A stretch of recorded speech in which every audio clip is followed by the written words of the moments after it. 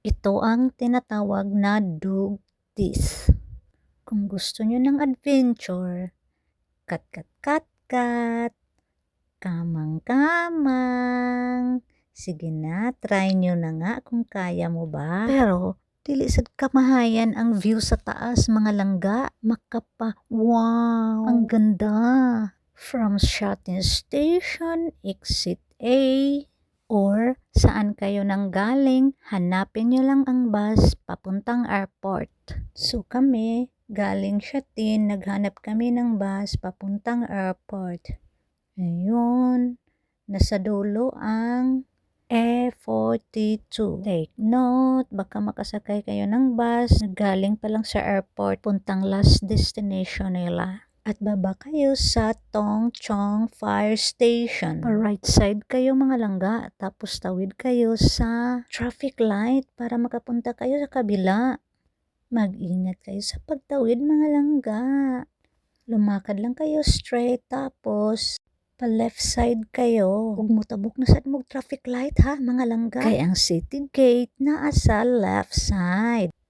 Pusingan lagi Sa dayo. Ubos ang terminal, pangitaa ang bus number 11. At baba kayo sa Chic Peak Police Stand.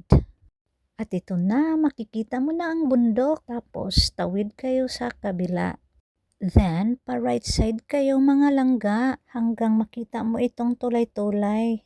Patuloy lang kayo sa paglalakad hanggang marating nyo na ang waiting shed. Ito na, nasa entrance na tayo. At tinatakot pa kami nitong kasabay naming puti mga langga. Very dangerous daw. Lalo na sa nakikita niyang kasama ko, parang mag-shopping.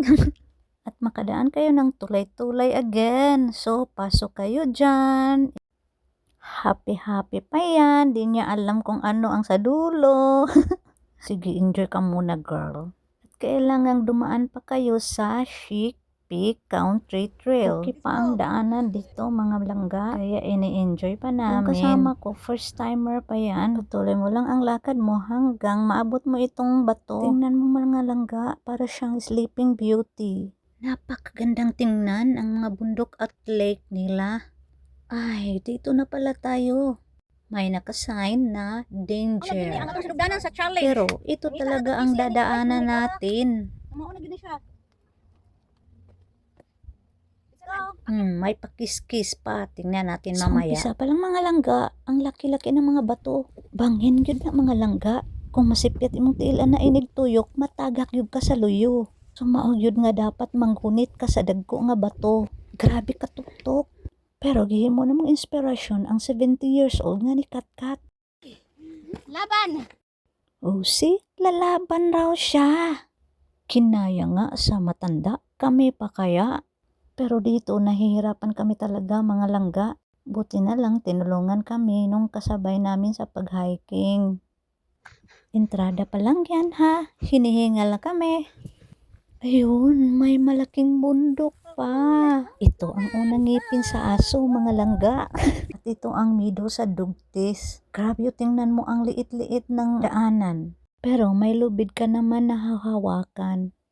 Ito pala ang intersection galing sa kabilang bundok. Ang buong akala ko, madaanan ko yung lahat na bundok na makikita ko sa picture. May dalawang daanan pala ito at yun ang di ko alam kung saan starting point dyan. At dito sa gitna mag-abot. Sa wakas, parang nabunutan na kami ng kaba-kaba kasi ito na ang pinakahuling aakyatin namin. Mauna siya'y pinakatuktok. Kung makikita mo, ang liit-liit ng mga tao dyan. Parang hindi ko kaya, pero hindi na pwedeng bumalik. Grabe katuktok mga langga. Lahat ng taong dumadaan gamit talaga ang kamay. Iwan ko lang sa mga pabalik-balik na dito. Pakiskis niya kanina napalitan ng Tipo na to ani. kinakaya. Oh. Pilit kinakaya, kahit di na kaya. O tingnan mo, lahat ng mga tao gagapang talaga. Sa lahat na na-hiking ko, ito lang ang pinakamahirap. Lipay ko mga langga kay nakatkat na gyud ako. Ang gusto na akong katkaton. Habang nagpapaakyat kayo, makita mo itong birdstone. Hapit mo anay sa ginatawag na birdstone. Ulo raw yan. Pero sa nakikita ko, isang sisiw na ibon. Pero sa baba may nakikita kong daan. Siguro dyan makikita ang forma ng malaking ibon. Pakpak pala niya yung magkabilang bato. Parang naglipad. Para sulit ang lakad nyo, punta mo na kayo sa Lantau Peak, the second highest peak in Hong Kong. Pag-uwi nyo, sundin nyo lang ang Ong Ping sign. Anan nyo ang Big Buddhas. Hanapin nyo ang terminal pabalik ng Tongchong. Enjoy!